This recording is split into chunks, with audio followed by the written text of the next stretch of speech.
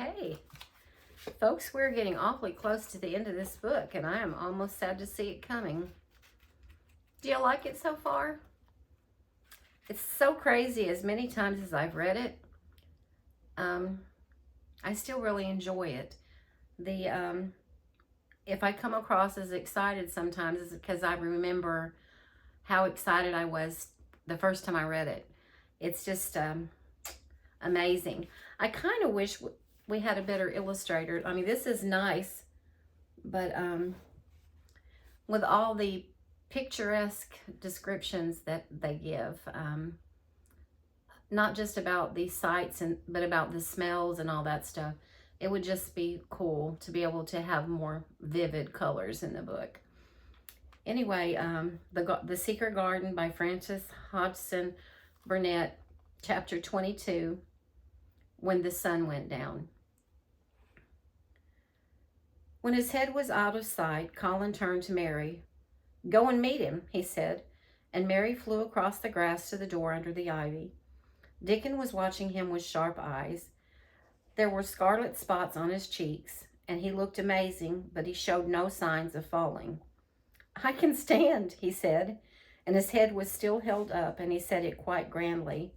"I told thee thou could as soon as thou stopped being afraid," answered Dickon, "and thou stopped."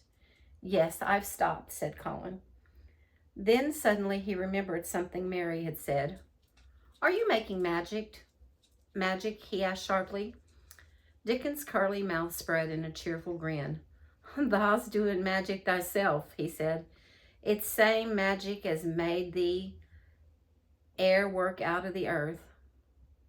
And he touched with thick boot a clump of crocuses in the grass. Colin looked down at them.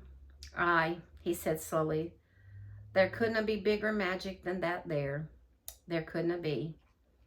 He drew himself up straighter than ever. "I'm going to walk to that tree," he said, pointing to one a few feet away from him. "I'm going to be standing when Weatherstaff comes here. I can rest against the tree if I like.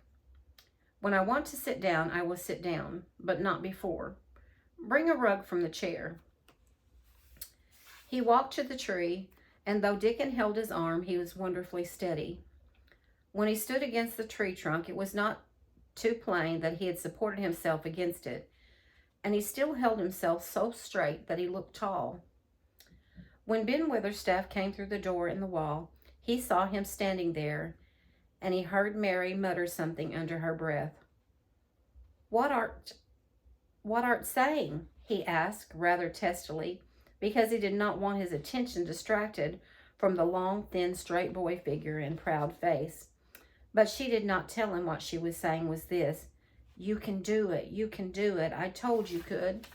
You can do it. You can do it. You can."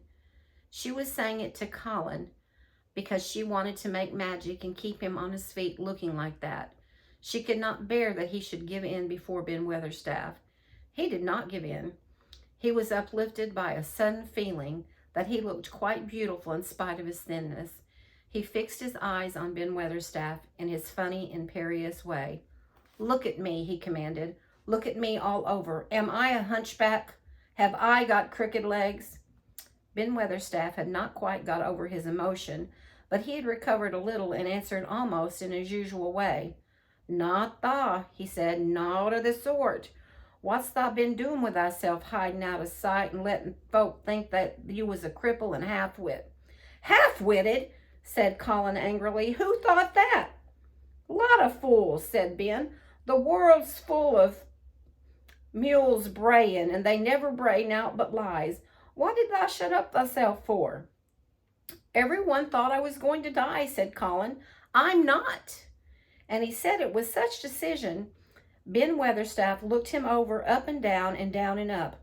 "Thou die?" he said with dry exultation. "Not o' the sort.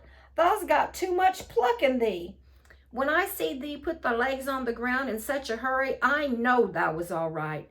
Sit thee down on the rug a bit, young meester, and give me the orders." There was a queer mixture of crabbed tenderness and shrewd understanding in his manner. Mary had poured out such speech as rapidly as she could as they had come down the long walk. The chief thing to be remembered, she had told him, was that Colin was getting well. The garden was doing it. No one must let him remember about having humps and dying.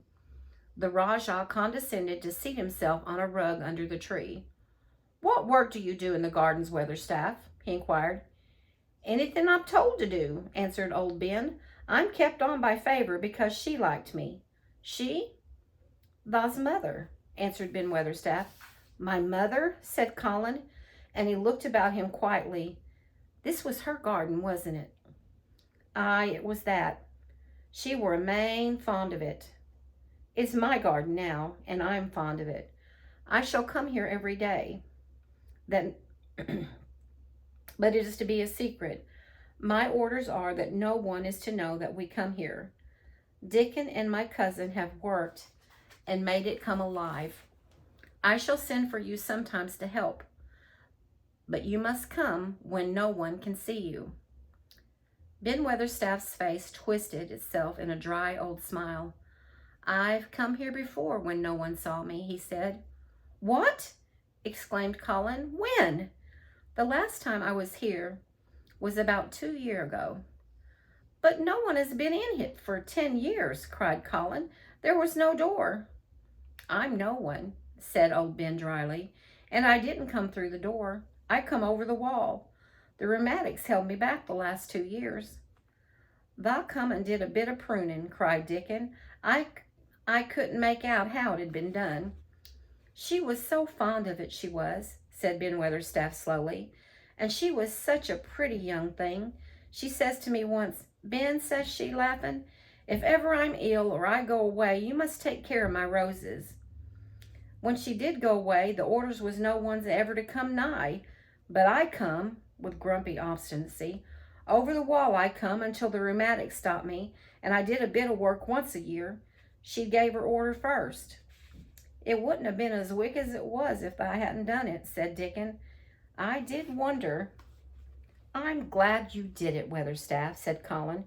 "You'll know how to keep a secret." "Aye, I'll know, sir," answered Ben. "And it'll be easier for a man with rheumatics to come in at the door." On the grass near the tree, Mary had dropped her trowel. Colin stretched out his hand and took it up. An odd expression came into his face, and he began to scratch at the earth. His thin hand was weak enough, but presently, as they watched him, Mary was quite breathless interest. He drove the end of the trowel into the soil and turned some over. "You can do it, you can do it," said Mary to herself. "I tell you, you can." Dickon's round eyes were full of eager curiousness, but he said not a word. Ben Weatherstaff looked on with interested face. Colin persevered. After he had turned a few trowelfuls of soil, he spoke exultantly to Dickon in his best Yorkshire. "Tha said as tha'd have me walking about here same as other folk, and tha said tha'd have me digging. I thought thou was just leading to please me. This is only the first day, and I've walked, and here I am a-digging." Ben Weatherstaff's mouth fell open again when he heard him, but he ended by chuckling. "Hey," he said, "that sounds as if tha'd got wits enow. Thou'rt a Yorkshire lad for sure, and thou'rt digging too. How'd thou like to plant a bit of something? I can get thee a rose in a pot." "Go and get it," said Colin, digging excitedly. "Quick, quick." It was done quickly enough indeed. Ben Weatherstaff went his way, forgetting rheumatics. Dickon took his spade and dug the hole deeper and wider than a new digger with thin white hands could make it. Mary slipped out to run and bring back a watering can. When Dickon had deepened the hole, Colin went on turning the soft earth over and over.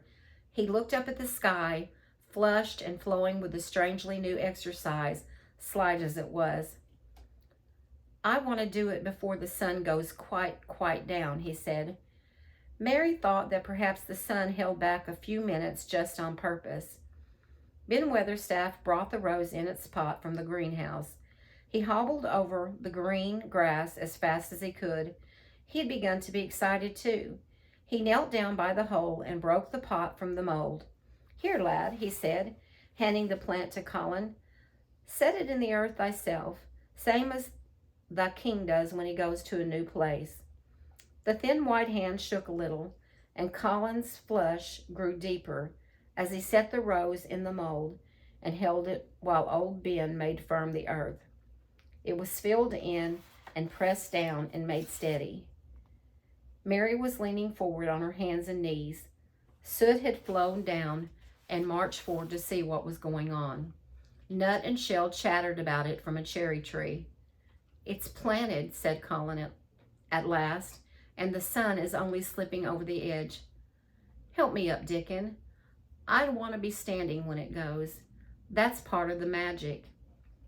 And Dickon helped him, and the magic, or whatever it was, so gave him strength that when the sun did slip over the edge and end the strange, lovely afternoon for them, there he actually stood on his 2 feet, laughing.